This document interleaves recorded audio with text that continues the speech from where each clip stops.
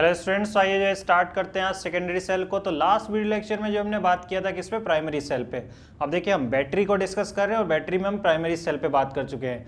और primary cells को जो है जब हमने डिस्कस किया था तो आपने ध्यान दिया होगा कि वो उस तरीके की बैटरीज थी जो कि रिचार्जेबल नहीं थी। तो अब जो है हमें इसके मोस्ट इंपॉर्टेंट और इनफैक्ट जो है जो हमने करेक्टरिस्टिक्स पढ़ी थी बैटरीज की, उसमें भी हमने एक बहुत इंपॉर्टेंट चीज़ पढ़ी थी कि अगर बैटरी रिचार्जेबल नहीं है तो एक बहुत बड़ा क्वेश्चन मार्क क्रिएट हो जाता है उसकी करेक्टरिस्टिक्स पे भी या एक आइडियल बैटरी के बिहेवियर पे भी। तो यहाँ पे जो है अब हम इसका जो सेकेंड पार्ट है जो कि मोस्ट इंपॉर्टेंट पार्ट भी है अगर हम बात करें कॉम्पिटिटिव एग्जाम के पॉइंट ऑफ व्यू से, क्योंकि जब न्यूमेरिकल एक्सपेक्ट की बात होती है तो न्यूमेरिकल एक्सपेक्ट में जो है जो सेकेंडरी बैटरीज है उनका बहुत ज़्यादा यूज है, जो सेकेंडरी सेल्स हैं। अब देखिए बैटरीज में अब जो है हम डिस्कस करने वाले हैं किसको, रिचार्जेबल बैटरीज को। तो जैसे हमें आज डिस्कस करना है सेकेंडरी सेल और यहाँ पे इसमें हम लिखेंगे कि ये जो है एक्चुअल में क्या है, रिचार्जेबल बैटरी। अब देखिए रिचार्जेबल बैटरी हैं, अब कौन कौन सा इसका टाइप होगा उसकी हमें बात करनी है।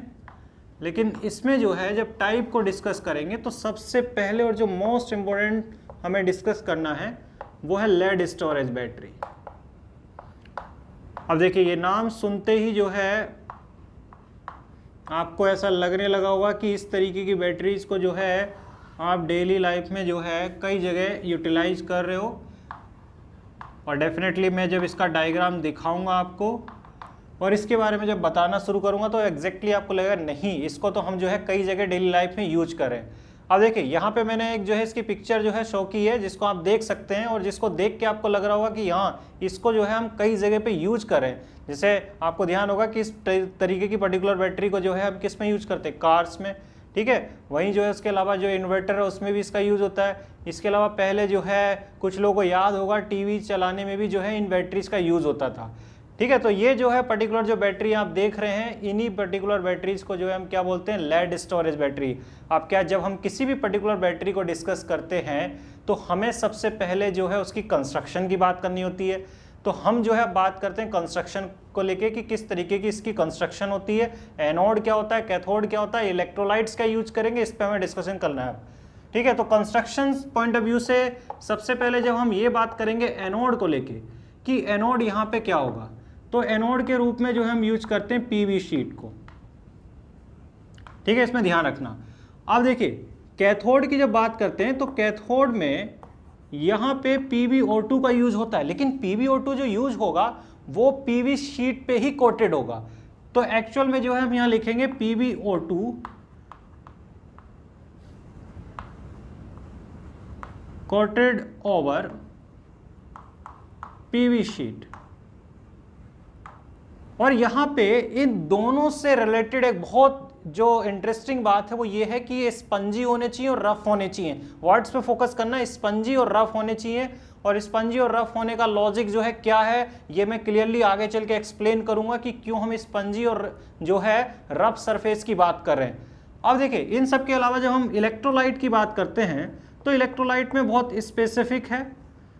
तो इलेक्ट्रोलाइट की जब बात करेंगे तो यहाँ पे हम लेंगे 38% weight by wait H2SO4 solution. Clear है। अब देखिए यहां पे ये जो पर्टिकुलर मैंने चीजें लिखी हैं, स्टार्टिंग में एनोड के रूप में इसको यूज कर रहे हैं, कैथोड के रूप में इसको यूज कर रहे हैं, इस बात का ध्यान रखना है कि ये जो पर्टिकुलर बिहेवियर मैंने लिखा है ये गैल्वेनिक सेल के अकॉर्डिंग लिखा है। किसके अकॉर्डिंग लिखा है, गैल्वेनिक सेल के अकॉर्डिंग। मतलब यहाँ पे जब रिचार्जेबल बैटरी है तो डेफिनेटली जो है ये इलेक्ट्रोकेमिकल सेल के दोनों टाइप को कवर करेगा, ये इलेक्ट्रोलाइटिक को भी कवर करेगा और गैल्वेनिक सेल को भी कवर करेगा। तो यहाँ पे एनोड और कैथोड के रूप में जो अभी डिफाइन कर रहे हैं इन दोनों को, ये डिफाइन कर रहे हैं किसके अकॉर्डिंग, गैल्वेनिक के अकॉर्डिंग। अब देखिए अब जब गैल्वेनिक के अकॉर्डिंग करें तो इसका मतलब स्पॉन्टेनियस रेडॉक्स रिएक्शन की बात हो रही है। और यहाँ पे जो है हम केमिकल एनर्जी से किसको निकाल रहे हैं, इलेक्ट्रिकल एनर्जी को। तो क्लियर कट है कि अगर केमिकल एनर्जी से इलेक्ट्रिकल एनर्जी निकाली जा रही है, स्पॉन्टेनियस रेडॉक्स की बात हो रही है, करंट हमें मिलेगा, तो इस प्रोसेस को बोलते हैं डिस्चार्जिंग। जब हम उससे करंट लेंगे बैटरी से, इसमें ध्यान देना है, डिस्चार्जिंग बोला जाएगा। अब तक जो प्राइमरी सेल पढ़ रहे थे उसमें सिर्फ डिस्चार्जिंग हो रही थी, चार्जिंग हो ही नहीं रही थी, ठीक है। तो यहाँ पे जो है डिस्चार्जिंग प्रोसेस जब गैल्वेनिक सेल के जैसा एक्ट करेगा, फिर उसके बाद जो है चार्जिंग प्रोसेस, मतलब जब जो है किसके जैसा काम करेगा, इलेक्ट्रोलाइटिक। दोनों एक्सपेक्ट को पढ़ना है तो 1 to 1 उसको डिस्कस करते हैं। तो अब जो है हम बात करते हैं वर्किंग को लेके। तो वर्किंग में सबसे पहले हम लिखेंगे चार्जिंग, डिस्चार्जिंग में डिस्चार्जिंग को। अब देखिए डिस्चार्जिंग मतलब गैल्वेनिक सेल के जैसा जब एक्ट करेगा तब क्या होगा। तो लेड स्टोरेज बैटरी की जब हम बात करेंगे तो इसमें हम लिखेंगे एज ए गैल्वेनिक सेल, ठीक है। स्पेसिफिकली अगर हम बात करें, क्योंकि कई बार स्टूडेंट को ये भी कंफ्यूजन रहता है कि किस तरीके का सेल होगा ये किस पर्टिकुलर प्रोसेस में, तो ये चीज़ जो है हम क्लियरली मेंशन कर देते हैं, ठीक है। तो एज ए गैल्वेनिक सेल और यहाँ पे ड्यूरिंग डिस्चार्जिंग, क्लियर है। अब देखिए यहाँ पे क्लियर कट है कि हमारे पास दो तरीके की प्रोसेस हैं। जब भी हम इस तरीके से डील करेंगे तो हमें पता है कि एनोड पे हमें बात करनी है, क्या होगा तो रिएक्शन एट एनोड, और वहीं जो हम लिखेंगे रिएक्शन एट कैथोड। बहुत सिंपल सा कॉन्सेप्ट है हमारा, क्योंकि ये चीज़ जो हम रिपीटेडली बार बार गैल्वेनिक में कर चुके हैं। अब देखिए एनोड पे जो है जो पीवी है वो सल्फेट आयन के साथ रिएक्ट करेगा और ये जो है फॉर्मेशन करेगा एक प्रेसिपिटेट का PbSO4 का बाय लूजिंग 2 इलेक्ट्रॉन, और ये प्रेसिपिटेट जो है सॉल्यूशन में जो है रहेगा, ठीक है। सॉल्युबिलिटी कम है तो ज़्यादातर जो है क्या रहेगा, ठीक है, बॉटम में कलेक्टेड रहेगा, ठीक है। अब देखिए इसके अलावा कैथोड पे जब रिडक्शन की बात करते हैं तो PbO2 जो है 4H+ आयन और एक सल्फेट आयन और 2 इलेक्ट्रॉन के साथ जो है इस तरीके से रिएक्शन करके कन्वर्ट होता है PbSO4 प्लस ट्वाइस H2O में। रिएक्शंस को ध्यान से देखते रहें। अब देखिए ये दोनों रिएक्शन में मिल गई एनोड की और कैथोड की। अब ओवरऑल रिएक्शंस हम फाइंड आउट कर सकते हैं। अब देखिए ओवरऑल रिएक्शन के लिए इलेक्ट्रॉन्स पे थोड़ा फोकस कर लेते हैं। तो यहाँ पे 2 इलेक्ट्रॉन है, उसमें भी 2 इलेक्ट्रॉन, इसका मतलब जो है यहाँ पे हमें कुछ खास ज़्यादा करना नहीं है। तो ओवरऑल रिएक्शन जब लिखेंगे तो ओवरऑल रिएक्शन क्या होने वाली है, तो ओवरऑल रिएक्शन हो जाएगी Pb plus 4H+ ion plus twice sulphate ion, क्योंकि एक इसमें और एक उसमें, उसके अलावा PbO2 it will convert into, देखिए 2 PbSO4 का फॉर्मेशन हो रहा है, 2 PbSO4 और प्लस जो है ट्वाइस H2O, क्लियर है। अब देखिए इसको ध्यान से देखिए कि यहाँ 4H+ आयन और 2 सल्फेट आयन, इनको मिला के जो है सल्फ्यूरिक एसिड के कितने मोलिक्यूल बनेंगे, 2 मोलिक्यूल। तो अब जो है हम इसको लिख सकते हैं Pb plus PbO2 plus twice H2O, sorry twice H2SO4, it will convert into twice PbSO4 plus twice H2O। अब देखिए ये कंप्लीट सेल रिएक्शन है, ये कंप्लीट सेल रिएक्शन है। और इस पर्टिकुलर जो है सेल रिएक्शन के लिए अगर हम पोटेंशियल निकालें एस्टिमेटेड तो इट इज़ अराउंड 2.05 वोल्ट। अब देखो इससे ये भी क्लियर हो जाता है, क्योंकि बैटरी का कॉन्सेप्ट क्या है कि हमें जो है इलेक्ट्रोकेमिकल सेल को सीरीज में कनेक्ट करना है और सीरीज में कनेक्ट करके बैटरी का फॉर्मेशन करना है। एक सेल से इतना वोल्टेज मिल रहा है, तो अगर हमें बैटरी में मान लो 10 वोल्ट की बैटरी बनानी है तो कितने इस सेल को कनेक्ट करना होगा, कैलकुलेशन कर सकते हैं। बहुत सिंपल सा कैलकुलेशन है, क्योंकि हमें पता है कि 1 से 2 मिल रहा है तो 10 के लिए हमें कितने ऐसे सेल चाहिए होंगे सीरीज कनेक्शन में, 5 सेल चाहिए होंगे। तो ये चीज़ जो है कई बार जो है क्वेश्चन में पूछ ली जाती है कि हमें जो है इतनी वोल्टेज की बैटरी बनानी है, एक सेल से जो है इतना पोटेंशियल मिल सकता है, तो हमें कितने सेल्स को सीरीज में कनेक्ट करना होगा, ठीक है। तो इस चीज़ का जो है हमें ध्यान रखना है। अब देखिए जो भी मैन्युफैक्चरर है वो उसी के अकॉर्डिंग जो है कंस्ट्रक्शन डिजाइन करता है, ताकि जो है पोटेंशियल इस तरीके से हमें मिल सके। अब क्या है कि इसके बाद पोटेंशियल का तो हमें पता चल गया कि इस तरीके से जो है पोटेंशियल हमें मिलेगा। अब देखिए इसमें क्या है कि ये जो सल्फ्यूरिक एसिड यहाँ पे क्लियर कट आपको दिख रहा है, ये सल्फ्यूरिक एसिड यहाँ पे स्पेक्टेटर नहीं है, ये साफ साफ दिख रहा है। एनोड पे भी इन्वॉल्व हो रहा है, कैथोड पे भी इन्वॉल्व हो रहा है। और ये जो है मैंने इक्विवेलेंट मास वाले लेक्चर्स में ही बताया था कि जब कोई एसिड रेडॉक्स में इन्वॉल्व होता है तब उसका एन फैक्टर H+ से नहीं देखा जाता है कि वो कितने H+ आयन देगा, उसको देखने का तरीका ही बदल जाता है। और उसी तरीके का हम यहाँ पे यूज करेंगे। और यहाँ पे इसका इसलिए यूज कर रहे हैं क्योंकि इसका बहुत ही क्वांटिटेटिव और न्यूमेरिकल एक्सपेक्ट है, क्योंकि इसी से सब कुछ देखा जाएगा। तो कुल मिला के जो है इसका एन फैक्टर हमें निकालना है इस पर्टिकुलर प्रोसेस में। अब देखिए इस पर्टिकुलर हाफ रिएक्शंस को देखिए एनोड पे कि Pb 0 पे है, यहाँ पे +2 पे है, तो कितना जो है डिफरेंस आया 2 यूनिट का। इसका मतलब इसके लिए एन फैक्टर कितना होगा 2, क्योंकि जितना जो है ऑक्सीडेशन नंबर में चेंज आएगा वही एन फैक्टर है। अब PbO2 में PV कितना है 4 है, ठीक है। इनर्ट पेयर इफेक्ट भी यहाँ पे लग रहा है, आपको देखने को लग रहा होगा, ठीक है भाई। तो वो भी जो है एक केस है जिसकी वजह से जो है +4 ऑक्सीडेशन स्टेट स्टेबल नहीं है। मैं इसमें आपको क्लियर कर दूं। अब देखिए PB +4 स्टेट में, उधर किस में गया +2, मतलब यहाँ पे भी डिफरेंस कितने का आ रहा है 2 यूनिट का आ रहा है। तो क्लियर कट है कि यहाँ पे भी 2 यूनिट का डिफरेंस आ रहा है। तो साफ साफ है कि अगर 2 यूनिट का डिफरेंस आ रहा है तो इसके लिए भी जो है एन फैक्टर कितना होगा 2 होगा।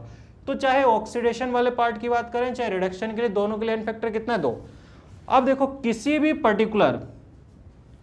पर्टिकुलर रिएक्शन में इस चीज का हमें ध्यान रखना है कि मोल भली बराबर होना हो, इक्विवेलेंट्स जरूर बराबर होते हैं, लेकिन यहाँ पे रिएक्शन बैलेंस भी है। तो रिएक्शन बैलेंस है तो हम ये कह सकते हैं कि इसके 1 मोल जो है इसके 2 मोल से रिएक्ट कर रहा है कि नहीं कर रहा। सिंपली स्टोइचियोमेट्री दिख रही है, तो 1 मोल 2 मोल से कंप्लीटली रिएक्ट कर रहा है, लेकिन हाँ इक्विवेलेंट सेम होंगे, मतलब इसके 1 मोल में जितना इक्विवेलेंट होगा उतना ही इक्विवेलेंट इसके 2 मोल में होगा। अब इसका एन फैक्टर तो हमें पता है कितना है 2 है, तो मान लेते हैं कि इसका एन फैक्टर 2 है, तो 1 × 2 मतलब नंबर ऑफ इक्विवेलेंट, क्योंकि मोल इंटू एन फैक्टर।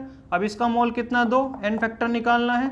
अब देखो कितना आएगा, तो कितना निकल के आ रहा है, तो एन फैक्टर ऑफ H2SO4 बहुत सिंपल तरीके से हमने निकाल लिया, कितना आ रहा है 1 आ रहा है। मतलब यहाँ पे जो है इस पर्टिकुलर सबस्टांस का एन फैक्टर जो है 2 ना होके कितना है 1 है। इस चीज को ध्यान रखना है, ये कॉम्पिटिटिव एग्जाम में बहुत इंपॉर्टेंट पॉइंट भी है कि सल्फ्यूरिक एसिड का जो है एन फैक्टर इस पर्टिकुलर रिएक्शन में कितना है 1 है। अब देखो ये तो हमें क्लियर हो गया कि सल्फ्यूरिक एसिड का जो है एन फैक्टर 1 है। अब डिस्चार्जिंग में इसके साथ साथ हमें ये भी दिख रहा है कि सल्फ्यूरिक एसिड तो कंज्यूम हो रहा है।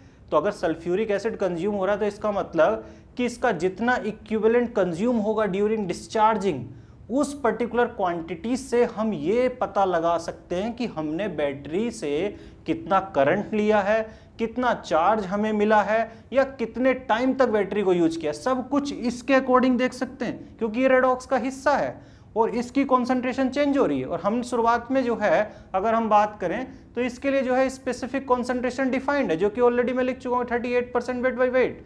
तो अगर पहले सब कुछ दिया हुआ है और डिस्चार्ज होने के बाद हमें सब कुछ पता चल गया तो आसानी से जो है इसके ऊपर क्वांटिटेटिव एस्टिमेशन हो सकता है, और वही एग्जैक्टली हमें करना भी है। अब देखो कैसे करेंगे, तो मैं आपको एक शॉर्टकट जनरेट करके दे देता हूँ, फिर कुछ नहीं करना, सिर्फ उसमें वैल्यू पुट करनी होगी और वो बहुत ही आसान हो जाएगा, बहुत टफ से टफ क्वेश्चन सिंपल हो जाएगा। अब देखिए यहाँ पे एन फैक्टर क्लियर हो गया, ठीक है, और हमें ये भी पता चल गया कि डिस्चार्जिंग में सल्फ्यूरिक एसिड कंज्यूम हो रहा है, ठीक है। अभी डिस्चार्जिंग की बात कर रहे हैं जब वो गैल्वेनिक सेल के जैसा एक्ट कर रहा है, तो देखो क्या होगा, ठीक है, उसको समझ लो कि उसमें जो है हम क्या करेंगे, किस तरीके से जो है इसको सॉल्व करेंगे। तो यहाँ पे जो है हमें ये पता है कि H2SO4 का जो सॉल्यूशन है उसके लिए जो है हम 2 पर्टिकुलर चीजों को देखेंगे, ठीक है। एक तो बिफोर डिस्चार्जिंग, मतलब बैटरी को यूज करने से पहले, क्लियर है, और दूसरा जो है वो है आफ्टर डिस्चार्जिंग। एन फैक्टर को जरूर ध्यान रखें जो मैंने अभी निकाला था, ठीक है।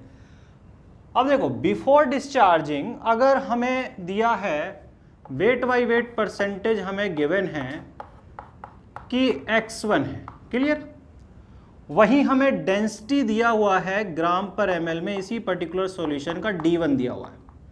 वॉल्यूम ऑफ सॉल्यूशन, हालांकि वॉल्यूम कांस्टेंट रहता है इन जनरल, फिर भी जो है कई बार जो है इस तरीके की सिचुएशन आ गई, मान लो वॉल्यूम ही चेंज कर दिया, ठीक है, वो भी ले लेते हैं। तो मान लेते हैं कि वॉल्यूम जो है यहाँ पे V1 है, ठीक है, लीटर में दिया हुआ है, और फिर जो है डिस्चार्जिंग होने के बाद मतलब कुछ समय तक बैटरी यूज हुई, और यूज होने के बाद जो है यहाँ पे वेट बाई वेट परसेंटेज जो है कितना हो गया, वेट बाई वेट परसेंटेज हो गया कितना x2, और यहाँ पे डेंसिटी जो है हो गई, यूनिट ध्यान रखें ग्राम पर ml में है, तो डेंसिटी हो गई D2, और वॉल्यूम जो हो गया सॉल्यूशन का जो भी हल्का फुल्का चेंज हुआ इन जनरल हालांकि सेम ही लिया जाएगा, और वो V2 हो गया। अब देखिए H2SO4 की बात हो रही है, मतलब हम दोनों सिचुएशन में उसकी मोलरिटी निकाल सकते हैं, क्योंकि हमें मोल कॉन्सेप्ट जो है आता है, और मोल कॉन्सेप्ट से हमें पता है कि मोलरिटी जो है बराबर होता है किसके, 10 dx upon molar mass of solute. ये फॉर्मूला जो है आपको याद होगा। अब इसी का हम यूज करेंगे, क्योंकि इसमें x जो है वेट बाई वेट परसेंटेज होता है, d डेंसिटी होता है। यहाँ हमें इन्फॉर्मेशन दी हुई है, तो इसका मतलब मोलरिटी ऑफ H2SO4 जो सॉल्यूशन है वो हो जाएगा 10 d1x1 डिवाइडेड बाई, ठीक है, मोलर मास मतलब कितना 98, क्योंकि सल्फ्यूरिक एसिड का मोलर मास कितना होता है 98। अब देखिए यहाँ पे दूसरे पर्टिकुलर केस में जो है ये m1 हो गया, ठीक है। अब देखो m2 निकालते हैं इसी पर्टिकुलर फॉर्मूले का यूज करके, तो हो जाएगा 10x2 d2 बाई 98। अब क्या है कि मोलरिटी को अगर वॉल्यूम से मल्टीप्लाई कर दें, क्योंकि वॉल्यूम हमें दिया हुआ है, तो मोल निकल जाएंगे, क्योंकि हमें पता है मोलरिटी इनटू वॉल्यूम क्या होता है, नंबर ऑफ मोल्स। तो N ऑफ H2SO4 यूज करने से पहले, ठीक है, तो N ऑफ H2SO4 हो जाएगा 10 d1x1 बाई 98 इंटू V1, और वहीं जो है N2 की वैल्यू हो जाएगी, ठीक है, H2SO4 के लिए 10x2 d2 by 98 into V2। तो हमें जो है दोनों सिचुएशन में नंबर ऑफ मोल्स मिल गया। अब देखो पहले इतना था, बाद में इतना हो गया, मतलब कितना जो है डिफरेंस आया मोल्स में, कितना H2SO4 का मोल्स कंज्यूम हुआ। तो यहां पे देख लेते हैं, तो नंबर ऑफ मोल्स, ठीक है इधर, तो number of moles of H2SO4 consumed, तो यहाँ पे सिंपल सा है, शुरुआत में टोटल यहाँ पे इतना दिया हुआ है, इतना जो है बाद में बचा है, तो डिफरेंस क्या आएगा, तो डिफरेंस आ जाएगा 10x1 d1 v1 by 98 minus 10x2 d2 b2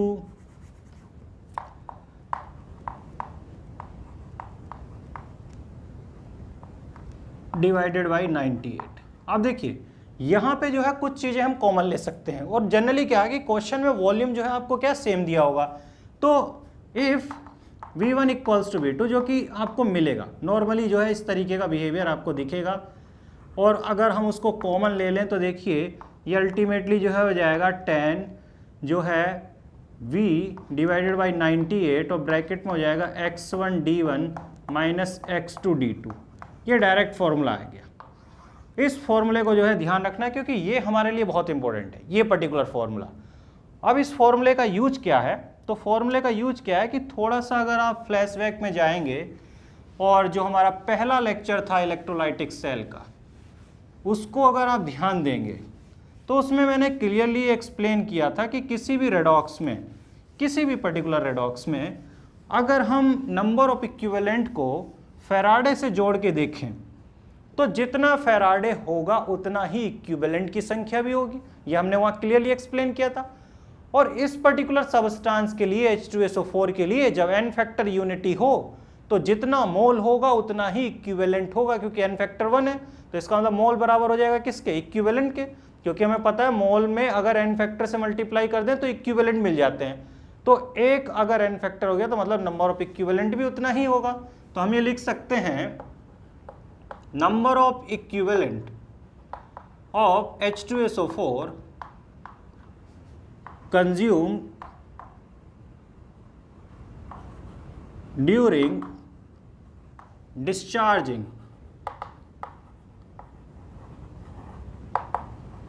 तो ये जो है बराबर हो जाएगा 10V बाई 98 और x1 d1 minus x2 d2। Clear है, हम बहुत अच्छे रिलेशंस पे मूव करने वाले हैं। अब देखिए ये पहला सिनेरियो आ गया, जब आपसे ये क्वेश्चन पूछ लिया जाए इक्विवेलेंट कितने कंज्यूम हुए। अब देखिए हमको ये पता है इक्विवेलेंट फैराडे के बराबर होगा, तो हम ये लिख सकते हैं number of Faraday of electricity,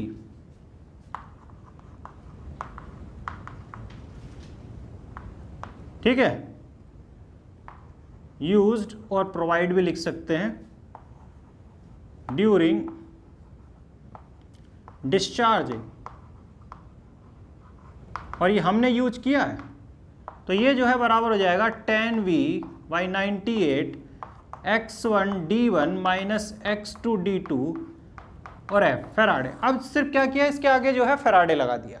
अब देखो फेराडे से हम एग्जैक्टली चार्ज निकाल सकते हैं, तो चार्ज ऑब्टेन्ड, क्योंकि अब तो ये मिलेगा ही, तो charge obtained by battery during discharging, तो ड्यूरिंग डिस्चार्जिंग जो है कितना होगा ये हम निकाल लेते हैं। तो ये जो है बराबर हो जाएगा, इसमें बस सिर्फ हमें क्या करना है 96,500 से मल्टीप्लाई करना है, क्योंकि एक फेराडे में उतना ही होता है। तो 10v/98 x1d1 minus x2d2 into 96,500। Clear है? इतना कूलाम जो है हमें चार्ज इस पर्टिकुलर बैटरी से मिलेगा ड्यूरिंग डिस्चार्जिंग। अब देखिए चार्ज हमें मिल गया, हमें पता है कि चार्ज जो है बराबर होता है किसके, करंट इनटू टाइम के। देखो सारे क्वेश्चन एकदम कोरिलेटेड है, सब कुछ मिल जाएगा आसानी से। तो अगर हमें ये पता है कि चार्ज बराबर होता है I इंटू टी के, तो हम इस पर्टिकुलर चार्ज को अब आई टी के प्रोडक्ट के बराबर कर देते हैं, और हम लिख सकते हैं कि I T current into time ये जो है बराबर हो जाएगा 10v/98 और इसमें 96,500 से मल्टीप्लाई कर लेते हैं x1d1 माइनस x2d2। तो एक बहुत ही आसान और सिंपल सा रिलेशन हमने क्रिएट कर दिया। आप देखिए टाइम दिया हो, करंट पूछ लिया हो, तो यहाँ टाइम की वैल्यू पुट कर दोगे, और अगर जो है करंट दिया हो टाइम पूछना है तो यहाँ पे सिंपल सी बात है कि करंट की वैल्यू पुट कर दिए। तो जो आपको निकालना होगा और जो दिया होगा उसके अकॉर्डिंग इन रिलेशंस को निकाल सकते हो। मान लो x1 नहीं दिया है तो वो भी निकल जाएगा, वॉल्यूम नहीं दिया वो भी निकल जाएगा, डेंसिटी नहीं दी है वो भी निकाल लोगे। तो सब कुछ इस पर्टिकुलर रिलेशन से आप आसानी से फाइंड आउट कर सकते हैं। सिंपल सा रिलेशन जो है हमने कोरिलेट कर दिया। अब देखो ये डिस्चार्जिंग से रिलेटेड था और डिस्चार्जिंग का कंक्लूजन हमें ये मिल गया। अब इसके बाद जो है हम ये बात करते हैं कि डिस्चार्ज तो हो गई बैटरी, अब अगर हमें फिर से इस बैटरी को चार्ज करना है तो क्या करेंगे, और न्यूमेरिकल एक्सपेक्ट को हम डिस्कस करेंगे इस रिलेशन पे जब हम एक बार इसको कंप्लीट कर लेते हैं बैटरी को। तो अब देखिए जब ये डिस्चार्ज होगा तो जब चार्ज होगा तब तो किस तरीके की प्रोसेस होगी, क्योंकि अब जो है हम रिचार्जेबल बैटरी से डील कर रहे हैं। तो चार्जिंग के दौरान, तो ड्यूरिंग चार्जिंग, अब दिमाग में ये आपको समझना और सोचना भी आसान हो गया होगा कि अब चार्जिंग की बात हो रही है तो अब जो है ये किसके जैसा एक्ट करेगा, इलेक्ट्रोलाइटिक सेल के जैसा। तो अब जो है ये किसके जैसा एक्ट करेगा, इलेक्ट्रोलाइटिक सेल। अब देखिए इलेक्ट्रोलाइटिक सेल आ गया, इसका मतलब कि जो है चीज़ें रिवर्स हो गई हैं। अब रिवर्स कैसे हो गई हैं, तो अब अगर हम बात करेंगे कि एनोड पे क्या होगा और कैथोड पे क्या होगा, तो यहाँ पे जो है जब लिखेंगे रिएक्शन एट एनोड, प्रोसेस नहीं बदलेगी। प्रोसेस इन द सेंस कि यहाँ पे ये चीज़ नहीं बदलती है कि ऑक्सीडेशन रिडक्शन जो है किस पे होंगे, वो फिक्स है, लेकिन हाँ पोलरिटी बदल जाती है, ठीक है हमारा। और पोलरिटी में जो है पहले जो एनोड निगेटिव था पॉजिटिव हो जाता है। अब यहाँ पे होगा क्या, ऑक्सीडेशन ही होगा, और किसका ऑक्सीडेशन होगा, PbSO4 का। और PbSO4 जो है ये ऑक्सीडाइज होगा, ठीक है, H2O की प्रेजेंस में, और it will convert into PbO2 plus 4H plus ion plus sulphate ion plus 2 electron. मतलब आपको ये देख के लग रहा होगा कि हमने इसको जस्ट उल्टा लिख दिया, जो पहले कैथोड की रिएक्शन थी वही यहाँ पे उल्टा लिखी हुई है, ध्यान से देखो। तो इसमें कुछ नया नहीं किया है, जस्ट उसको उल्टा लिखना है क्योंकि प्रोसेस रिवर्स होगी जो हमने किया था।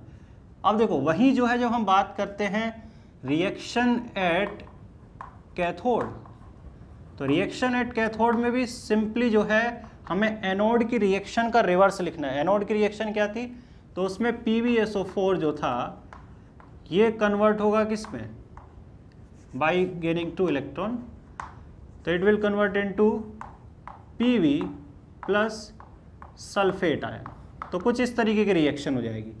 अब देखो ओवरऑल रिएक्शन हमें लिखनी है, तो एक तो आप सीधा सीधा यहाँ से भी समझ सकते हो कि अब जो है हम डायरेक्टली उसको उल्टा लिख सकते हैं, जो रिएक्शन जो हमने पीछे लिखी थी। और रिएक्शन क्या थी, तो रिएक्शन ये थी कि twice PbSO4 plus twice H2O it will convert into Pb plus PbO2 plus twice H2SO4। तो ये हमारा रिएक्शन हो जाएगी कब, चार्जिंग के दौरान। मतलब चार्जिंग के दौरान जो है सल्फ्यूरिक एसिड का वापस से फॉर्मेशन होने लगेगा। अब देखिए इससे आपको लग रहा होगा कि कोई प्रॉब्लम है ही नहीं, पहले जो है डिस्चार्ज हुआ तो वो रिएक्शंस थी, जब चार्ज हो रहा तो वापस से चीज़ें जहाँ से आई थी वहीं पहुँच गई। लेकिन ऐसा नहीं है, क्योंकि जब बैटरी नई नई होती है तब जो है उस पर्टिकुलर बैटरी में जो है, जो रफ सरफेस की हम बात कर रहे थे, स्पंजी सीट और रफ सीट की बात कर रहे थे, क्योंकि यहाँ पे एड्जॉर्प्शन हो रहा है, रिपीटेडली बार बार एड्जॉर्प्शन हो रहा है। जो मेटल अभी सल्फेट बन के ठीक है सॉल्यूशन में गया है, वो वापस से मेटल के रूप में उसी पर्टिकुलर सीट पे डिपॉजिट होना है। और same is true for PbO2, ये जो है ये मटेरियल कि इसको भी जो है वापस से किस पे कोट होना है, उसी Pb की सीट पे। तो अगर उस पर्टिकुलर एड्जॉर्प्शन को अच्छे से नहीं करवाएंगे तो डेफिनेट सी बात है कि हमारी बैटरी की इफिशिएंसी क्या है, घट जाएगी। तो मैंने आपको बोला था कि जब हम डिस्कस करेंगे इसको तो मैं आपको बताऊंगा कि स्पंजी और रफ होने का लॉजिक क्या है। तो क्लियर कट आपको समझ में आ रहा होगा कि स्पंजी और रफ होने का लॉजिक ये है कि अगर जो है उस पर एड्जॉर्प्शन इफिशिएंटली नहीं होगा तो हमारी बैटरी की इफिशिएंसी घटने लगेगी। ठीक है, तो ये जो है कॉमन सी एक प्रॉब्लम है, और ये फेस भी की होगी कि ऐसी बैटरी जो है जब हम यूज करते हैं तो 3-4 महीने बाद जो है ये जो करंट या जो वोल्टेज स्टैंड होने की बात होती है कि रखे रखे डिस्चार्ज हो जाती है। तो क्यों डिस्चार्ज हो जाती है रखे रखे, यही कारण ही होता है क्योंकि वहाँ पे जो है जो इनका स्टिकिंग एबिलिटी होता है, जो सरफेस पे मटेरियल स्टिक करता है, वो एबिलिटी धीरे धीरे लूज हो जाती है। एड्जॉर्प्शन जो है वो उतना ज़्यादा जो है अच्छे से नहीं हो पाता है। यही कारण होता है कि ये जो बैटरीज है ठीक है कुछ मंथ्स के बाद जो है इनका बहुत ज़्यादा इफेक्टिव यूज नहीं रह जाता। अब देखो ये तो मैंने पहले से ही क्लियर कर दिया, हमें ये भी पता चल गया चार्जिंग में क्या होता है, हमें ये भी पता चल चुका है डिस्चार्जिंग में क्या होता है। अब जो है बात करते हैं एप्लीकेशंस की, कि ये जो पर्टिकुलर बैटरी जो हमने डिस्कस की है इसकी एप्लीकेशन क्या है। अब एप्लीकेशन तो क्लियर भी थी, शुरू में भी डायग्राम देख के बहुत सारी चीज़ें क्लियर हो गई थी। क्यों? क्योंकि जितना भी जो है इग्निशन, मतलब जहाँ पे भी हमें स्पार्क की ज़रूरत है, इग्नाइट करने की ज़रूरत है, आपने देखा होगा कि बहुत सारी मशीनरीज में इसका यूज़ होता है, मोटर व्हीकल्स में इसका यूज़ होता है। इसके अलावा जो है हाउस होल्ड पर्पज़ की बात करें तो इन्वर्टर की बैटरी में इसका यूज़ होता है। पहले 90s वाले जो है कुछ लोग जो हैं, अगर उनको देखोगे उनसे पूछोगे तो वो बताएंगे कि टीवी चलाने में पहले इस बैटरी का फ्रिक्वेंटली यूज़ होता था। ठीक है, आज के ज़माने में तो तुम्हें लग रहा होगा कि नहीं होता है, लेकिन हाँ उन लोगों से अगर पूछोगे तो वो बताएंगे। तो कुल मिला के जो है एप्लीकेशन वाइज जो है अभी भी अगर टीवी नहीं चल रही है उसके अलावा बहुत सारी एप्लीकेशन दिख रही है, क्योंकि इन्वर्टर में हमको दिख रहा है। ठीक है, तो कुल मिला के में साफ साफ दिख रहा है कि बहुत सारी एप्लीकेशन है इस बैटरी की। अब क्या है कि बैटरी के अगर हम एडवांटेज की बात करें, ठीक है, तो एडवांटेज हमें क्लियर कट दिख रहा है कि रिचार्जेबल है और इससे जो है हम वेरिएबल कर सकते हैं। वेरिएबल इन द सेंस कि हम जो है यहाँ पे कस्टमाइज कर सकते हैं बैटरी के वोल्टेज को लेके, और उसके अकॉर्डिंग इसको कंस्ट्रक्ट किया जा सकता है। और दूसरी बात ये क्या है कि ये थोड़ा सा लॉन्ग लास्टिंग भी है, क्योंकि हम पहले जो उसको यूज कर रहे थे जिन बैटरीज को, उससे ज़्यादा लॉन्ग लास्टिंग है, क्योंकि अब जो है 4-5 महीने इवन वन, अब थोड़ा सा और अच्छे से कंस्ट्रक्शन करते हैं तो 1 साल 1.5 साल तक ये बैटरी चल जाती हैं।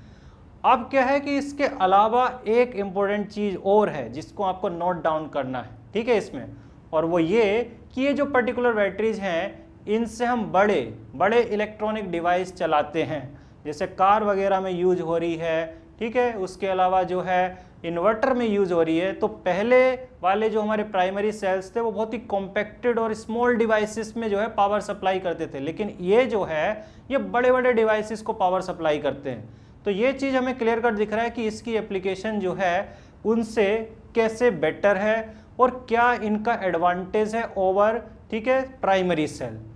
अब इसके बाद भी दिमाग में ये क्वेश्चन रहता है कि डिसएडवांटेज क्या है।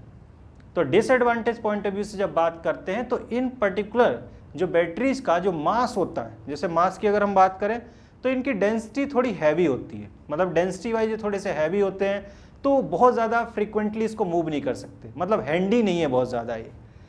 और दूसरी बात ये भी है कि एनर्जी डेंसिटी के पॉइंट ऑफ व्यू से जब बैटरी की इफिशियंसी को देखा जाता है, ठीक है, एनर्जी डेंसिटी एक कॉन्सेप्ट है जिसके अकॉर्डिंग जो है हम ये देखते हैं कि जो मास हम पर्टिकुलरली यूज कर रहे हैं किसी बैटरी का, ठीक है, जो मटेरियल हम यूज कर रहे हैं उससे जो है कितनी एनर्जी मिल रही है हमको, और उसके अकॉर्डिंग कई बार जो है उस बैटरी की इफिशियंसी को देखा जाता है। और उस सेंस में अगर हम बात करें तो ये बैटरी जो है उतनी ज़्यादा इफिशियंट नहीं है, तो ये इसकी डिमेरिट भी है। अब क्या है कि अगली बैटरी पे मूव करने से पहले जो लेड स्टोरेज बैटरी है हमारी, पहले हम इसका न्यूमेरिकल एक्सपेक्ट क्लियर करेंगे, तब जो है हम अगली बैटरी पे मूव करेंगे, ठीक है। तो अब जो है हमने आपको क्लियर कट दिखा दिया चार्जिंग में क्या होता है, डिस्चार्जिंग में क्या होता है। अब जो है इस पे क्वेश्चन सॉल्व करेंगे, फिर हम दूसरे टाइप की सेल पे या दूसरे टाइप की बैटरी पे बात करेंगे। तो इसको हटाते हैं, क्वेश्चन लिखते हैं। तो आइए जो है इस पर्टिकुलर क्वेश्चन को सॉल्व कर लेते हैं। तो इस पर्टिकुलर क्वेश्चन में जो है हमको सब कुछ दिया हुआ है। हमको जो है इनिशियल डेंसिटी दी हुई है, डिस्चार्जिंग के बाद की डेंसिटी दी हुई है, इसके पहले का जो है हमें दिया हुआ है वेट बाई वेट परसेंटेज की, डिस्चार्जिंग से पहले कितना था, डिस्चार्जिंग के बाद कितना है, वॉल्यूम कांस्टेंट है वो कितना 3.5 लीटर है। तो सारी इन्फॉर्मेशन दी हुई है, लेकिन हाँ हमें चीज़ें किस में निकालनी है, जिससे मैंने इसको अलग से हाईलाइट भी किया, एम्पियर आवर में कैलकुलेशन करना है चार्ज को। और हम चार्ज जो है वो जो ओरिजिनल हमारी यूनिट है वो क्या है, ampere coulomb, sorry ampere second है। तो एम्पियर सेकंड की बजाय हमें एम्पियर आवर में कैलकुलेशन करनी है। तो सिंपल सी बात है कि सेकंड को किस में कन्वर्ट करेंगे, आवर में। और अगर हमें किसी सेकंड को आवर में कन्वर्ट करना है तो कितने से डिवाइड करना होगा, 3600 से। तो 3600 से जो भी हमारा कूलम में आएगा चार्ज उसको डिवाइड कर देंगे तो वो एम्पियर आवर में जो हमारी यूनिट आ जाएगी। अब देखो अगर हमें चार्ज कूलम में निकालना था तो हमारे पास एक फॉर्मूला था जो हमने ड्राइव किया था, और चार्ज जो है बराबर आएगा किसके, 10v/98 x1 d1 minus x2 d2 into 96,500। ये पर्टिकुलर फॉर्मूला था। अब इस पर्टिकुलर फॉर्मूले को हमने ड्राइव किया था। अब देखिए सारी वैल्यूज यहाँ पे गिवन है, बस उनको पुट करना है। तो इसका मतलब कूलम में अगर हम निकाल रहे हैं चार्ज को तो कूलम में हो जाएगा 10 into 3.5 divided by 98 into x1 की वैल्यू हम रखेंगे 1.294 इंटू 39 माइनस 1.139 इंटू 20 और इंटू 96,500। तो ये हमारा कूलम में आएगा। अब देखिए लेकिन हमको कूलम की अगर यूनिट की बात करें तो कूलम की जो यूनिट है वो एम्पियर सेकंड है, लेकिन हमें एम्पियर आवर में कैलकुलेशन करना, तो इस पर्टिकुलर वैल्यू को कितने से डिवाइड करना होगा, 3600 से। अब 3600 से इसलिए क्योंकि एक आवर में जो है कितनी सेकंड होता है, इतना ही होता है। आप देखो 10 इंटू 3.5 डिवाइडेड बाई 98 और यहीं पे इसको डिवाइड कर लेते हैं 3600 से, into 1.294 into 39 minus 1.139 into 20 into 96,500। अब यूनिट हो जाएगी एम्पियर आवर, ठीक है। तो अब जो है इसको अगर आप सिंप्लीफाई करोगे इन कैलकुलेशंस को, ठीक है, तो ये जो है निकल के आएगा कितना, 265 एम्पियर आवर। तो ये हमारा एक पर्टिकुलर क्वेश्चन था। इसमें बहुत सारी सिचुएशन और भी दी सकती, लेकिन हाँ जैसे मैंने बोला कि सिंपली जो है ये जो फॉर्मूला है हर जगह फिट रहेगा। तो जो डीपीपीज दी जाएंगी उसमें भी जो है आप देखोगे कि सिर्फ आपको फॉर्मूलेज में वैल्यू पुट करनी है, चाहे वो कितना भी टफ क्वेश्चन हो वो आसानी से सॉल्व हो जाएगा। करंट टाइम इसी के इर्द गिर्द जो है वो क्वेश्चन घूमता रहेगा, ठीक है। तो ये जो है हमारा कॉन्सेप्ट था रिलेटेड किससे, लेड स्टोरेज बैटरी से। अब देखो इसके अलावा जो है एक दूसरी बैटरी है, और वो जो दूसरी बैटरी है वो है निकिल कैडमियम। अब उसको भी जो है हमें डिस्कस करना, लेकिन हाँ उसके बारे में बहुत ज़्यादा इन्फॉर्मेशन जो है हमें नहीं पढ़ना है, क्योंकि उससे जो है बहुत ज़्यादा जो है न्यूमेरिकल एक्सपेक्ट भी नहीं पूछा जाता और थियोरेटिकल एक्सपेक्ट भी नहीं पूछा जाता। लेकिन हाँ हमारा सिलेबस का हिस्सा है, इसलिए जो है हमें उसको थोड़ा बहुत डिस्कस करना है कि एग्जैक्टली किस तरीके का होता है। तो ये जो हमारी बैटरी है निकिल कैडमियम बैटरी, इस पर्टिकुलर बैटरी में अगर हम कंस्ट्रक्शन पॉइंट ऑफ व्यू से बात करें, ठीक है, जैसे डायग्राम की अगर हम बात करें तो डायग्राम जो है आप देख सकते हैं वहाँ पे दिखाया गया है, और उस पर्टिकुलर डायग्राम को देख के आपको लग रहा होगा कि हाँ इस तरीके की बैटरी भी हमने देखी है। देखने को आपको ये ड्राई सेल जैसा नज़र आ रहा है, ठीक है, लेकिन ये वैसा नहीं है। इसका जो है अभी मैं एक्सप्लेनेशन भी दूंगा क्यों ऐसा नहीं है। अब देखो निकिल कैडमियम बैटरी में कंस्ट्रक्शन की बात करते हैं तो एनोड के रूप में जो है हम यूज़ करते हैं किसको, कैडमियम मेटल को। वहीं जो है अगर हम कैथोड की बात करते हैं तो कैथोड में हम यूज करते हैं निकल ऑक्साइड हाइड्रोक्साइड को। ध्यान देना, इसमें निकल ऑक्साइड हाइड्रोक्साइड का हम यूज कर रहे हैं। इलेक्ट्रोलाइट में, इलेक्ट्रोलाइट की जब बात करते हैं तो इलेक्ट्रोलाइट में हम यूज करते हैं KOH का। अब देखो रिएक्शंस की अगर हम बात करें कि क्या रिएक्शन होंगी, क्योंकि इसके बाद जो है रिएक्शन पॉइंट ऑफ व्यू से बात करना, तो रिएक्शन एट एनोड, तो एनोड पे क्या रिएक्शन होगी, तो एनोड पे ऑक्सीडेशन होगा। गैल्वेनिक सेल के पॉइंट ऑफ व्यू से बात कर रहे हैं। अब देखो कैडमियम का ऑक्सीडेशन होगा और ये OH माइनस आयन के साथ रिएक्ट करके बनाएगा CDO cadmium oxide plus H2O plus twice electron. Clear है। इसके बाद जो है रिडक्शन होगा निकल ऑक्साइड हाइड्रोक्साइड का कैथोड पे, तो रिएक्शन एट कैथोड जब लिखेंगे तो यहाँ पे जो है लिखा जाएगा निकल ऑक्साइड हाइड्रोक्साइड प्लस यहाँ पे लिखेंगे हम H2O को, और ये जो है एक इलेक्ट्रॉन के साथ रिएक्ट करके बनाएगा निकल हाइड्रोक्साइड प्लस यहाँ पे हो जाएगा ये OH माइनस आयन। अब देखिए इस पर्टिकुलर जो है रिएक्शंस को अगर हम देखेंगे तो इसमें 2 इलेक्ट्रॉन है, इसमें 1 है। तो अगर हम इसको बैलेंस करने की बात करेंगे कि इसको बैलेंस जो है कैसे किया जाएगा, तो इसमें जो है 2 से जो है हमें मल्टीप्लाई करना होगा तब इसको जोड़ेंगे। तो 2 से मल्टीप्लाई करके अगर आप इसको जोड़ोगे तो क्लियर कट है कि हो जाएगा CD प्लस NiOOH और यहाँ पे आ जाएगा ये ट्वाइस। इसके बाद अगर आप ध्यान दोगे तो यहाँ पे जो है 2 H2O है और यहाँ पे सिंगल H2O, इसका मतलब कि यहाँ पे एक H2O आ जाएगा इस तरफ। तो H2O it will convert into CDO plus twice निकल हाइड्रोक्साइड। निकल में आपको क्लियर कट है कि यहाँ पे +3 में, क्योंकि ऑक्सीजन और OH के साथ जुड़ा हुआ है, यहाँ पे +2 पे तो रिडक्शन हो रहा है, और यहाँ पे क्लियर कट दिख रहा है कि 0 पे और यहाँ पे जो है +2 है। तो ये तो क्लियर कट हो गया कि किस तरीके से जो है इसकी सेल रिएक्शन है। अगर हम बात करें पोटेंशियल की, एक सेल का जो इसका पोटेंशियल है तो ये 1.2 से 1.5 के बीच में फ्लक्चुएट करेगा। ठीक है, तो लगभग जो है ड्राई सेल के जैसे ही इसका पोटेंशियल है। तो कुछ इस तरीके की इंफॉर्मेशन जो है इससे रिलेटेड है। लेकिन हाँ, ये रिएक्शंस तो हमने लिख ली, लेकिन ये NCERT से डिफरेंट है, ये भी मैं बता दूं, क्योंकि NCERT में जो रिएक्शन लिखी है, ठीक है, उसके अलावा हमने इसकी रिएक्शंस लिखी है। अब इसके अलावा और भी पॉसिबिलिटीज हैं कंस्ट्रक्शन को लेके इस पर्टिकुलर बैटरी को। लेकिन क्या है कि पॉइंट ये है कि ये जो बैटरी है इसको हम पढ़ क्यों रहे हैं, तो इस पर्टिकुलर बैटरी को इसलिए पढ़ रहे हैं क्योंकि इस पर्टिकुलर जो बैटरी है इसकी एनर्जी डेंसिटी जो है वो अधिक होती है। मतलब इस पर्टिकुलर बैटरी का इफिशियंसी जो है लेड स्टोरेज बैटरी के रिलेटिवली अधिक होता है। वर्ड्स पे फोकस करिएगा कि लेड स्टोरेज बैटरीज के रिलेटिव क्या है, ये अधिक एफिशिएंट है। लेकिन हाँ, एफिशिएंट होने के बाद भी हम इसका यूज नहीं करते। क्यों यूज नहीं कर पाते, तो यूज इसलिए नहीं कर पाते क्योंकि इसमें जो मेटल्स हम यूज कर रहे हैं वो एक्सपेंसिव है। मतलब ये जो है कॉस्ट वाइज जो है लेड स्टोरेज से अगर हम कंपेयर करें तो उसकी कॉस्ट कम होती है रिलेटिवली इसके। और दूसरी चीज़ ये, क्योंकि नेचुरल पॉइंट ऑफ व्यू से, इन्वायरमेंटल पॉइंट ऑफ व्यू से ये जो है इको फ्रेंडली नहीं है। ये पर्टिकुलर बैटरी जो है रिलेटिवली लेड स्टोरेज बैटरी के इको फ्रेंडली नहीं है। इसलिए जो है अब जब हम बात करते हैं एनर्जी डेंसिटी को लेके, तो इससे भी अच्छी बैटरी जो है हम कंस्ट्रक्ट कर चुके हैं कि अगर आप इसमें फर्दर, अगर आपका इंटरेस्ट डेवलप हो रहा हो बैटरीज में और फर्दर पढ़ना चाह रहे हैं तो आप जो है लिथियम बैटरीज को पढ़ सकते हो, क्योंकि उसमें जो है और अच्छी टेक्नोलॉजीज आई हैं। अब क्या है कि कई सारी ऐसी बैटरीज होती हैं जिसमें जो है हम उसकी डेंसिटी इतनी ज़्यादा कम कर देते हैं, बहुत ज़्यादा हल्की भी हो जाती हैं, इफ़िशियंसी भी बहुत ज़्यादा हो जाती है। जैसे सिल्वर की जो हमारा टेक्नोलॉजी में अब सिल्वर का भी यूज हम करते हैं, तो उन पर्टिकुलर बैटरीज का जो है स्पेस क्राफ्ट्स में यूज होता है, क्योंकि वहाँ पे जो हमें लाइट वेट मटेरियल चाहिए होता है। तो अगर आपका इंटरेस्ट है बैटरीज के बारे में और पढ़ने के बारे में तो आप उसके बारे में पढ़ सकते हो। अब कुल मिला के क्या है कि इस पर्टिकुलर बैटरी की जब हम बात करें, जैसे मैंने बोला था कि डायग्राम तो देख लिया, लेकिन जब बात आती है कि इस तरीके की बैटरी को हम यूज कहाँ करते हैं, तो आपने देखा होगा कि जितने भी रिचार्जेबल टॉर्च होते हैं, बहुत सारे ऐसे इक्विपमेंट्स आपने देखे होंगे जिनको जो है आप चार्ज करते हो।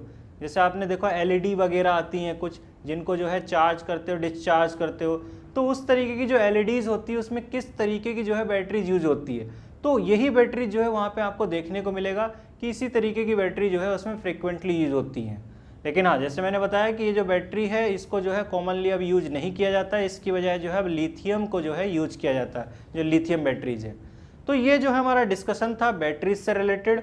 अब जो है अगले वीडियो लेक्चर में हम बात करेंगे फ्यूल सेल्स के ऊपर और कोरोजन के ऊपर।